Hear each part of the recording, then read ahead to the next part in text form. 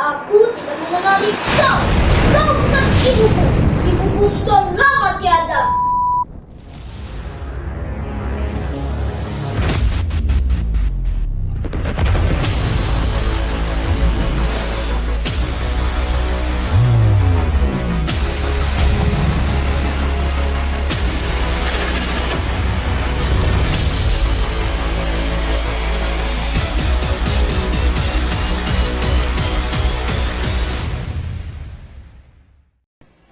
Halo teman-teman, Assalamualaikum warahmatullahi wabarakatuh. Perkenalkan, nama saya Hersia Nuraskia dari SD 3 Cempaka, Banjarbaru, Kalimantan Selatan. Ke sekolah naik sepeda. Dari Banjarbaru membawa gitar. Izinkan saya untuk bercerita, walaupun hanya sebentar. Dengan judul Asal-usul Gunung Batu Benawa. Tahukah teman-teman di mana letaknya Gunung Batu Benawa? Iya, benar sekali. Letaknya ada di Kabupaten Hulu Sungai Tengah. Tepatnya di Desa Pagat, yang juga dikenal sebagai tempat wisata Pagat. Nah, ini dia ceritanya. Pada zaman dahulu kala, hiduplah seorang wanita tua yang bernama Diang Isung, memiliki anak lelaki yang bernama Raden Panganten. Kehidupan mereka sangat sederhana. Mereka diliputi dengan rasa kasih sayang. Mereka hidup dari hasil tanaman di pekarangan rumah mereka. Dan perburuan hewan ada di sekitar desa mereka. Karena itulah, pada suatu hari Raden Panganten berniat untuk pergi merantau.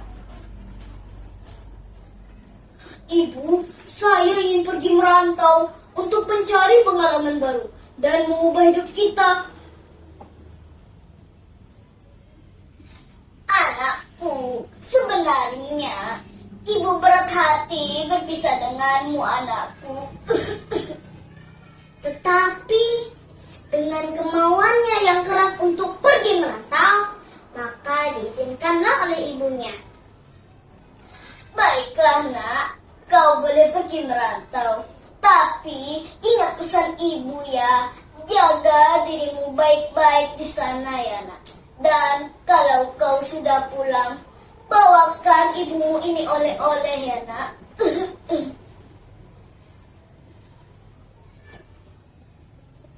Baik ibu, aku berjanji untuk pulang dan membawakan ibu oleh-oleh. Maka berangkatlah Raden Panganten dengan diantar oleh ibunya ke pelabuhan. Perpisahan mereka sangat mengharukan. Sejak saat itu, Diang Isung hidup sendirian.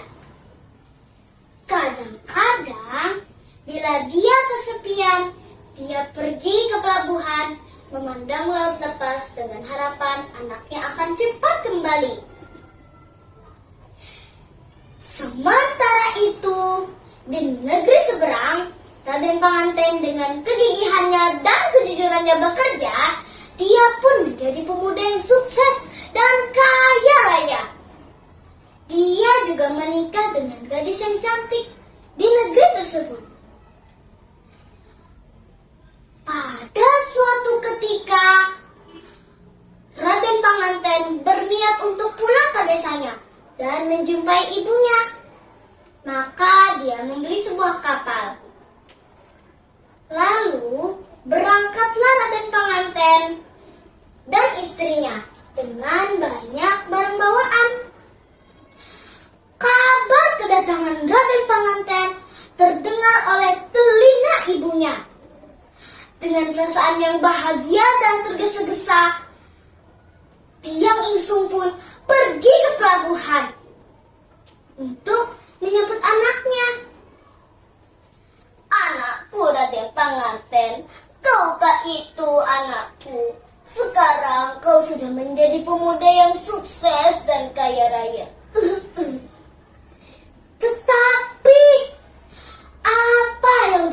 pernikahan Raden Panganten, teman-teman.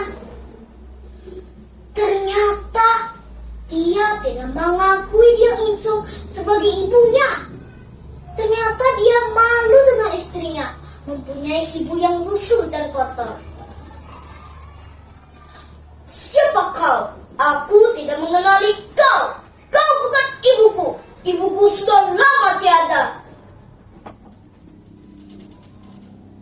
Anakku Raden Panganten, kenapa kau sekarang begini? Aku ini ibumu, nak, yang melahirkanmu dulu. Tapi Raden Panganten tetap tidak mengakui Hyang Insung sebagai ibunya. Dia malah membelokkan kapalnya dan meninggalkan ibunya. Dengan perasaan yang sedih dan kecewa, Hyang Insung pun menangis dan berdoa, "Ya Tuhan, mengapa anakku menjadi durhaka? Bila dia memang anakku, berikanlah dia balasan yang setimpal, ya Tuhan."